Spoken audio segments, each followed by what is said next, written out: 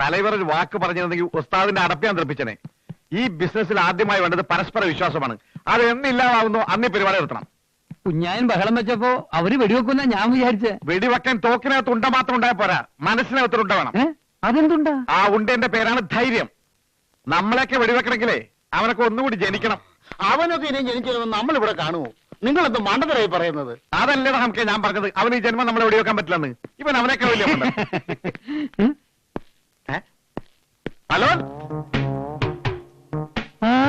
ഇതെന്താ ഇവിടെ? ഞങ്ങൾ മനസ്സിലായില്ലേ? ഇല്ല. പൊന്ന് സാറേ, നമ്മൾ ഒരുമിച്ചുള്ള ആശുപത്രി ഒന്ന് ചീട്ടടിച്ചത്. തലക്കടകിട്ട് 3 നാൾ കൂടെ ഒരുമിച്ച് ആശുപത്രിയിലൊന്ന് മറന്നോ? ഓ അത് ശരി. അന്ന് മുഖം ശരിക്കും കാണാത്തോണ്ട് ആളെ മനസ്സിലായില്ല. ഞാൻ കുഞ്ഞായൻ. ഹലോ. ഇത് മുസ്തഫ. ഹലോ. ഇത് ആൽഫ്രഡ്. ഹലോ. എന്താ എല്ലാരും കുടുംബത്തോടെ? ഞങ്ങൾക്കൊരു മീറ്റിംഗ് ഉണ്ടായിരുന്നു. ഓ അത് കഴിഞ്ഞു. സാറിന്റെ എവിടെ? എനിക്കൊരു ജീവിത പ്രശ്നമാണ്. ഒരു കസ്റ്റമറെ കാണാൻ വന്നാ.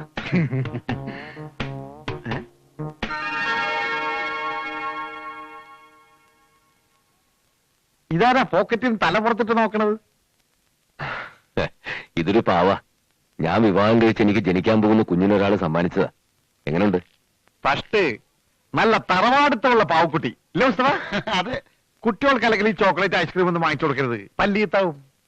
ഇമാതിരി സാധനം കിട്ടാ ബുദ്ധി വളരും. അവര് നമ്മളെ പോലെ നല്ല മനുഷ്യരാവും. ഇതിനകത്തൊക്കെ കിളിങ്ങണ്ടല്ലേ? നമ്മൾ തമ്മിൽ പരിചയപ്പെട്ട് കഴിഞ്ഞ സ്ഥിതിക്ക് ഇനി ഞാൻ ഒരു സത്യം പറയാം. ഇത് ഞാൻ കല്യാണം കഴിക്കാൻ പോകുന്ന പെണ്ണെനിക്ക് സമ്മാനിച്ചതാ. ഇതിനകത്ത് കുലുങ്ങുന്നത് മുഴുവനെ അവളുടെ ഹൃദയമിടിപ്പുകളാണത്രേ. അല്ലോ, എന്താ ഈ ഹൃദയം നമ്മൾ തൊട്ട് അശുദ്ധമാക്കണില്ല. സാറ് തന്നെ പിടിച്ചാട്ടെ. പിന്നെ അത് താഴ്ത്തിനാളെ കൊണ്ടോണേ. ഈ ഹൃദയം എന്നൊക്കെ പറയുന്നത് വല്ലാത്ത ബേജാറിന്റെ സംഗതിയാ. നല്ല മനുഷ്യൻ.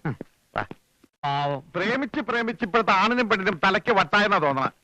ഞമ്മളും നമ്മുടെ വാപ്പായും പ്രേമിക്കുന്ന കാലത്ത് അന്നത്തെ പെൺകുട്ടികള് ഉറുമാലിന് നമ്മുടെ പേരെഴുതി അത്ര മുക്കി തരും. ഇപ്പോഴത്തെ പെൺകുട്ടികളുടെ ഒരു പ്രാന്ത്. ഇമാതിരി പാവക്കുട്ടി പ്രാന്ത് നമ്മൾ ആദ്യമായിട്ടാ കാണുന്നത്. മുസ്തഫ, അത് നമ്മുടെ കയ്യിൽ നിന്ന് പോയ പാവക്കുട്ടിയല്ലേ? അതെ. അത് പിന്നെ കണ്ടറിഞ്ഞൂടെ? അല്ല ഇടങ്ങേറായ മുസ്തഫ, അങ്ങോട്ടല്ല ഇങ്ങോട്ട്.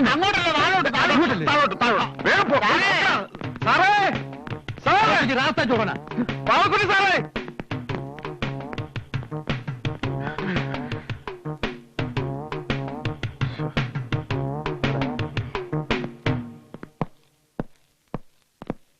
തലവരെ, നമ്മളെ പാവക്കുട്ടി ഒരുത്തർ കീസെടുത്ത് പോലെ നമ്മളിപ്പൊ കണ്ട്.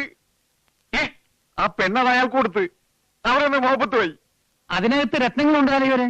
കിലുക്കൻ ഞാനും കേട്ടതാ. അതെ, ഞമ്മളത് വാങ്ങി കുലുക്കി നോക്കി. സൂക്ഷിച്ചു വെച്ചോന്ന് പറഞ്ഞ് തിരിച്ചു കൊടുത്ത്.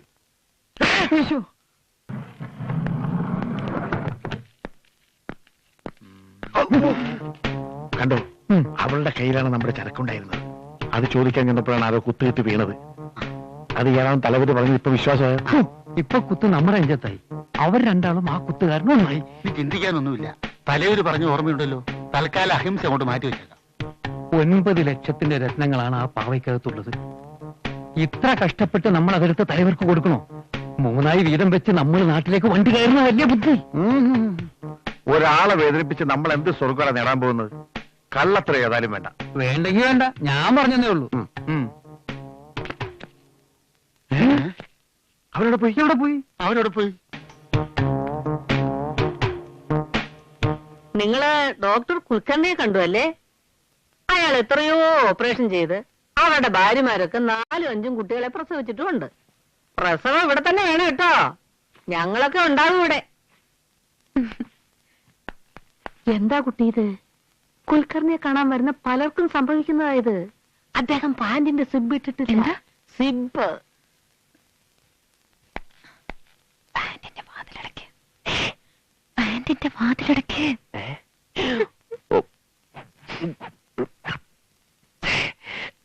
എന്തേ? വാതിലിന്റെ കൊളുത്തുപോയി. അവരാ സിസ്റ്ററോട് എന്തൊക്കെയോ പറയുന്നുണ്ട്. പാന്റ് അഴിക്കുന്നുണ്ട്. എന്തോ പരിശോധിക്കാൻ വേണ്ടി ആ സിസ്റ്ററുടെ മുറിയിലേക്ക് പോകുന്ന ലക്ഷണമുണ്ട്. അവനെ ഇവിടെ വെച്ച് പിടിക്കണോ അതോ പുറത്ത് വെച്ച് പിടിക്കണോ? ഇവിടെ നിന്ന് പിടിച്ചാൽ മതി. എന്നാലും നേരിട്ട് ഏറ്റുമുട്ടിയുള്ള ഫ്രണ്ട്ഷിപ്പ് വേണം. അന്നും നമ്മുടെ മുഖം അവൻ കണ്ടിട്ടില്ല, ഇന്നും നമ്മുടെ മുഖം അവൻ കാണുന്നില്ല. എന്തേ?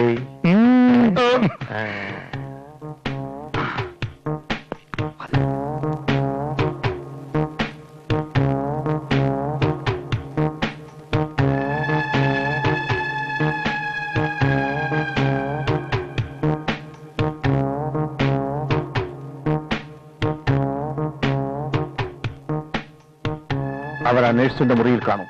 ഇഞ്ചക്ഷൻ റെഡിയാണോ? റെഡി. റെഡി.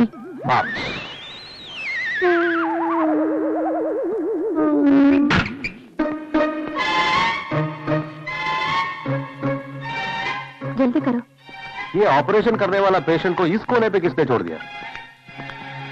केयरफुल।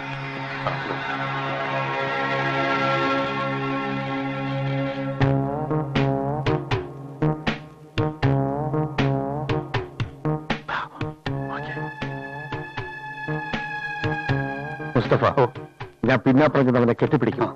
ഉടൻ നീ മുന്നാക്കം വന്ന് അവനെ ക്ലോറോഫോം മണപ്പിക്കണം. ബഹളം വെച്ചാൽ ആൽബർട്ടോ ഇഞ്ചക്ഷൻ കൊടുക്കണം. കറക്റ്റ്. എന്നിട്ടോ? എന്നിട്ട് ഈ കെട്ടഴിച്ച് അവന്റെ തലയിൽ കെട്ടി സ്ട്രക്ചറിൽ കിടത്തി തള്ളി പുറത്തേക്ക് കൊണ്ടുപോകും. അപ്പോഴാ പെണ്ണോ? ഓളെ കാണാനില്ല.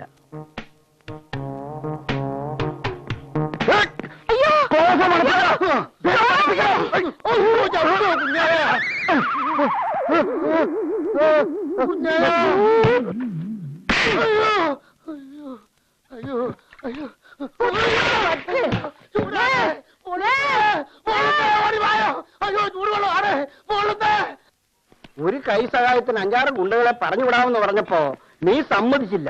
അതിന്റെ ഫലം നീ ഇപ്പൊ അനുഭവിക്കുന്നു. 1.5 കൊല്ലത്തെ ജയിൽ ശിക്ഷയൊന്നും ഒരു പ്രശ്നമല്ല തലവരെ. അത് പിന്നെ സഹിക്കാം. ആ നേഴ്സ് തല ചൂടുകൾ ഒഴിച്ചു. അയ്യോ, അതാ സഹിക്കാൻ വയ്യാത്ത. ഇനി പറഞ്ഞിട്ട് കാര്യമൊന്നുമില്ല. നമുക്ക് 1.5 കൊല്ലം കഴിഞ്ഞ് കാണാം. കുറെ കാലമായില്ലേ നിങ്ങൾ ലീവ് ചോദിക്കുന്നു. ഞാൻ 1.5 കൊല്ലം ലീവ് തന്നോന്ന് വിചാരിച്ചാ മതി. ഇതാ കൂട്ടത്തിൽ കൂട്ടില്ല. തിരിച്ചു വന്ന ലീവ് വരാനോളണം. ആൽഫ്രഡിന്റെ കാര്യമില്ല അറിഞ്ഞോ? അവനെ ആള് മാറി തല ഓപ്പറേറ്റ് ചെയ്തു പോയി. ഇനി അവനെ നോക്കണ്ട മക്കളെ. കാറ്റ് പോകാതെ കിട്ടിയ ഭാഗ്യം.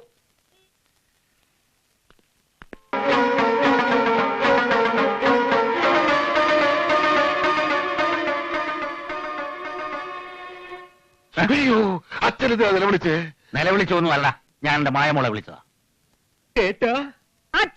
ഓഹോ, നിലവിളി കേട്ടപ്പോ എല്ലാരും പേടിച്ചു പോയില്ലേ? ഇവിടെ ഒന്നും സംഭവിച്ചിട്ടില്ല. അച്ഛൻ മായയെ വിളിച്ചതാ. ഓ, ഇങ്ങനെ 4 വിളി വിളിച്ചാൽ മതി, അവള് ബോംബെന്ന് പറഞ്ഞെത്തും.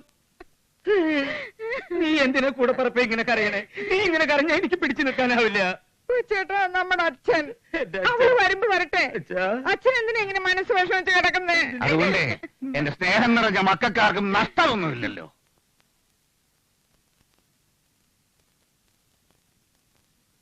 എന്റെ മനസ്സ് പൊള്ളിയത് വെറുതെയല്ല. ഗോവിന്ദൻകുട്ടി മൈസൂരിൽ നിന്ന് മായയ്ക്കൊരു ആലോചന കൊണ്ടുവന്നിട്ടുണ്ട്. മൈസൂരിലെ വലിയൊരു ബിസിനസ്സുകാരന്റെ മകനാ പയ്യൻ. അവന് ഡൽഹിയിൽ ഒരു ഉയർന്ന ഉദ്യോഗം ഉണ്ടത്രേ. ഏത് നേരത്തും വിദേശത്ത് സർക്കിട്ടാ. ഞാനതങ്ങ് നടത്താൻ തീരുമാനിച്ചു. അതിന് അവളെ കൂടെ സമ്മതിക്കണ്ടേ അച്ഛ? സമ്മതിക്കും. അതാ ഞാനും അവളും തമ്മിലുള്ള ബന്ധം. അതിലൊരു പിഴവ് പറ്റുന്നത് നിങ്ങളൊന്ന് കാണിച്ചതാ. ആ നിമിഷം എന്റെ ചങ്ക് പറിച്ച് നിങ്ങൾക്ക് ഇട്ടുതരാം. നാളെ അവരിവിടെ വരുന്നുണ്ട്. ജോലിത്തിരക്കെന്നും പറഞ്ഞ് 2 കൊല്ലമായി ബോംബെന്ന് വരാത്ത മായയോട് എത്രയും വേഗം ഇവിടെ എത്താൻ പറയണം. അതിനുള്ളൊരു വഴി ആലോചിക്കുക ഞാൻ. അവിടെ പോയി അവളെ കയ്യോടെ കൂട്ടിക്കൊണ്ടുവരണമെന്നാ ഗോവിന്ദൻകുട്ടി പറഞ്ഞത്. അതിന് ഈ ഗോവിന്ദൻകുട്ടി മൈസൂരിൽ നിന്ന് എപ്പോഴായിട്ടായിരുന്നല്ലേ? അവൻ രാവിലെ മുതൽ ഇവിടെ ഉണ്ടല്ലോ. നിങ്ങൾ ആരും കണ്ടില്ലേ? ആ, എന്നാ കണ്ടു. അവനെ തെക്കേ മുറി കിടക്കുന്നുണ്ട്.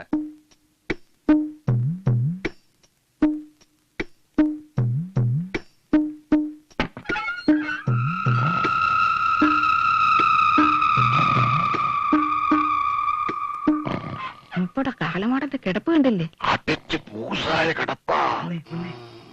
എന്നാലും ഈ ഗോവിന്ദൻകുട്ടി നമ്മളറിയാതെ മായയ്ക്കൊരു ചെക്കിലുണ്ടാക്കിയില്ലേ? അതും ഇംഗ്ലണ്ടിൽ നിന്ന് ഒരു സേതുമാധവനെ. ഈ വിവരം എന്റെ ശിവൻകുട്ടി അറിഞ്ഞ അവൻ അപ്പ ആത്മഹത്യ ചെയ്യും. അതൊരു നല്ല കാര്യ. കയ്യിന്ന് നേരത്തെ അവനോടത് ചെയ്യാൻ പറ. വൃത്തക്കേട് പറയാതെ. ഇവനെ വിശ്വസിക്കരുതെന്ന് ഞാൻ എല്ലാരോടും പറയാറുള്ളതാ. അമ്മയുടെ ഇളയ ആങ്ങളെയാണ്, അച്ഛന്റെ പിന്നാലെ അളിയനാണ് എന്നൊക്കെ പറഞ്ഞിട്ട് ഇപ്പൊ എന്തായി? ഗോവിന്ദൻകുട്ടി കൊണ്ടുവന്ന സേതുമാധവനെ മായയെങ്ങാനും കല്യാണം കഴിച്ചാൽ അതോടെ മായയും മായയുടെ സകലമായും ഗോവിന്ദൻകുട്ടിയുടെ കയ്യിലാവേ. അയ്യോ, നേരാ. എനിക്കിപ്പോ അറിയണം, അതാരാ ഇന്ത്യയിൽ ഇതുവരെ എത്താത്ത ഒരു സേതുമാധവൻ? അവനെന്താ ഈ വീട്ടിക്കാര്യം?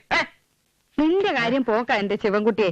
ആ സേതുമാധവനാ മായയെ കെട്ടാൻ പോന്നെ. ഒരു ഗണേതമാധവനെ അവളെ കെട്ടാൻ പോണില്ല. കെട്ടിയ അവന്റെ ശവം ഈ വീട്ടുമുറ്റത്ത് കിടക്കും. ഈ ശിവൻകുട്ടി വെറും ശവൻകുട്ടിയല്ല, ഈറ്റപ്പുലിയാണ്. അതും പെറ്റി കിടക്കണമെന്ന് ഓർമ്മിച്ചോ. ആഹാ, ഗണേതമാധവൻ.